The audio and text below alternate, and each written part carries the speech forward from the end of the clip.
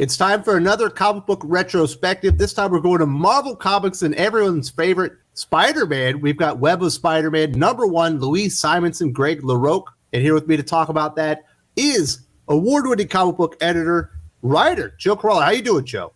I'm all right, Wes. How are you? I'm doing absolutely fantastic. Also with us is the man so cool they called him the Breen, the voice of the voiceless.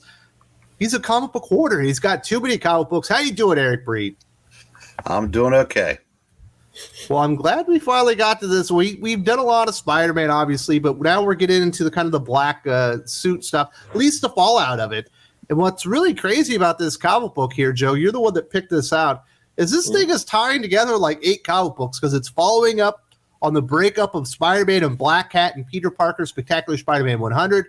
It's following up on the birth of Harry and Liz's son Norman in ASM 263. Following up on Peter dropping out of ESU at ASM 243, and his subsequent fight with Aunt May in ASM 253, where she was mad about it. And it also follows up on MJ secretly believing Peter Parker is Spider-Man since Amazing Spider-Man 257. Really wonderful how they're able to tie all this together. Not surprising to see somebody like Jim Owsley as one of the editors on here. You may know him better as Christopher Priest. Absolutely, and obviously Wheezy. I mean, Wheezy, being the writer of this book, would go on after this. Well, I mean, during this, she was editing and working on the X line, but would get really involved coming up with Mutant Massacre, Fall of the Mutants, Inferno, and all these events that tied a lot of books together. And she was so successful at it that she was one of the people that went over and worked on the Superman line when they had the Triangle era and all that. So if you're going to have someone that's going to tie all those plot threads together, Wheezy's an excellent choice. Absolutely. And certainly Louise Simonson has a part to play in it because this is dealing heavily in some of that stuff that Todd McFarlane would work with and really, blow up Spider-Man as an enormous character once again for Marvel Comics. Obviously, everyone knows the cover of ASM 300, but they should definitely know the cover of Web of Spider-Man #1. We're seeing some similar aspects of it here. Now, Breen, when this thing opens up, we do have Peter Parker mentioning his breakup with Felicia Hardy, and he's apprehensive about the suit, but he's certain that Reed Richards and the Fantastic Four still have it. If they didn't, they would have told him by now, even though they don't know his secret identity. But he feels like something is off. There's something not quite right here. And by the time he's done putting his costume on, he realizes he's been duped, and the symbiote is trying to graft itself to him again. He was a little distracted by the sun bunnies up on the roof. They were sunbathing because because usually it would set up where he'd get an eyeful of Candy, Bambi, and Randy, but this time he just heard him and says he's probably grousing to himself. Hell, he'd just broken up with his girlfriend, can't make any headway with MJ. He can't see the girls on the roof, so you can't blame him if he doesn't remember that he didn't leave the suit where he thought it was and put on the symbiote by mistake. It happens. And he decides he's going to take it over to the Fantastic Four headquarters. In the meantime, we have the villains kind of being set up as these 3 kind of low-level criminals that apparently have gotten their hands on some Vulture technology, Joe. Apparently they were in prison with Vulture. He gave them some of his secrets because he thought they would be too stupid to be able to create his suit. So now we have this, what are they, the Vulturinos? The Voltrons? The Volturons? Vulturians, yeah. Mm-hmm. This gang of low-level criminals that now have the Vulture suit, and they are on the lookout for Spider-Man because he's a menace, and they want to put him out of action, and they think Vulture will eventually end up thanking him. But these guys are kind of patsies. They're the characters Spider-Man would never have a problem with, but because of his current situation, they're going to be an issue. That's great storytelling. That's how you incorporate characters like that into this and show challenges and have high stakes. And I'll also mention here, since we mentioned the iconic cover here, it was a Charles Vess cover. Greg LaRocque is the penciler with Jim Mooney inks. I think we've talked about Jim Mooney inking before and all that, but it works really well here. Greg is so dynamic, especially the latter half of this issue that we'll get to. Lots of dynamic swinging around Manhattan. But yeah, I mean, after we get these, Vulturians out there, we get just incredible bits of, Peter very begrudgingly being forced to move around by the symbiote out the sunroof there. All these scenes of him like trying not to swing, and he's like swinging, and it's like it's really interesting. Turns out the symbiote has a mind of its own. It's swinging him the wrong way. At one point, it throws him like through a window. He's basically getting the crap beat out of him by the symbiote because it does not want to go back to visit the Fantastic Four. Previously, Reed Richards would have separated Peter from the symbiote and then explained to him that this is kind of like a parasite that he was trying to graft itself to him, full time. And we basically just get this kind of big battle scene, Eric Breed, where we have the first Vulturian shows up. He's not supposed to engage Spider-Man, but he does because he can see something's going on. And, of course, we get some characters in the background, like calling him a menace. They've obviously been reading the Daily Bugle. I thought a lot of those moments were really funny, but Peter's having a very tough go of it. He cannot get to the Fantastic Four like he needs to, so he can kind of separate himself from this parasite that's trying to take him over. Yeah, so he's fighting. The one guy breaks ranks, and it's Spider-Man versus the symbiote versus the Vulturian. In wrestling terms, they call that a three-way dance, triple threat, if you will.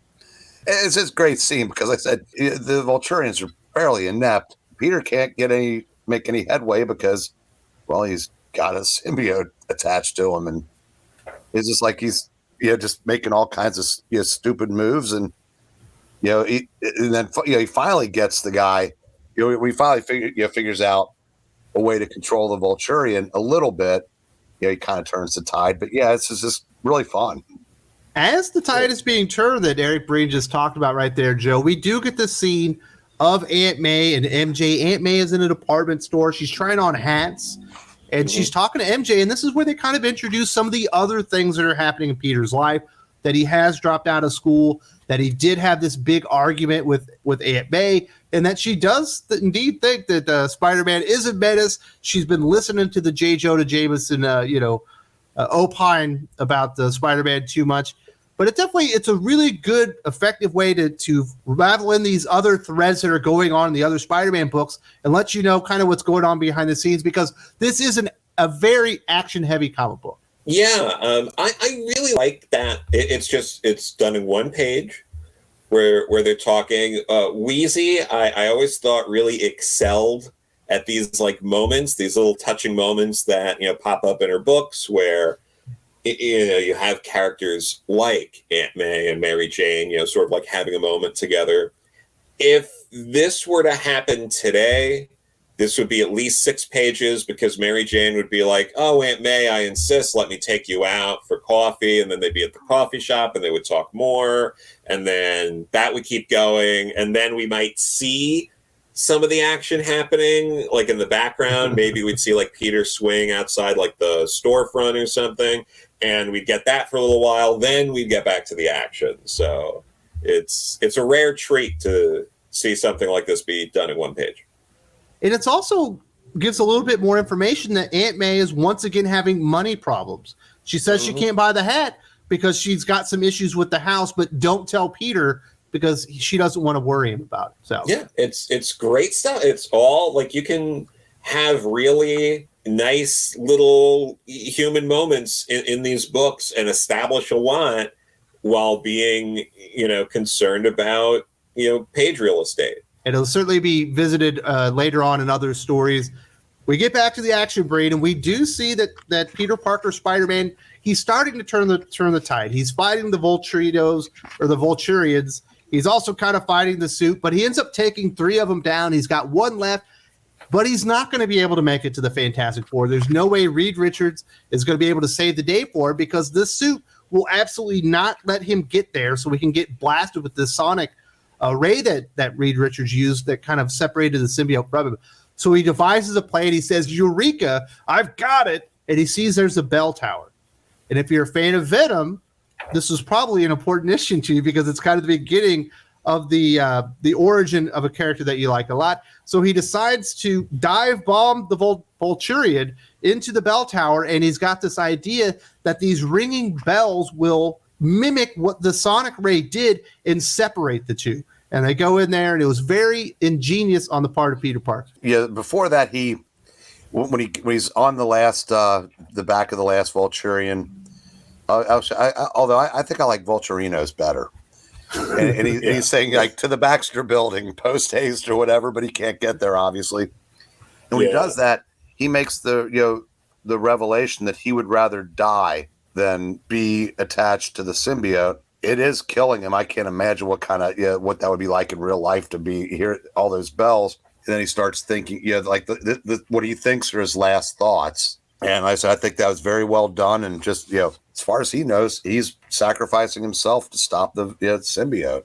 And his last thoughts are of MJ and Aunt May, the two most important women in his life. Certainly feels like it's in character. It's a pretty cool moment, but he does think essentially that he's going to die here, Joe, but he does get separated. So he does get what he wants. But then something odd happens here. Obviously, this will play out a little bit more detail later on in the lore of Marvel Comics.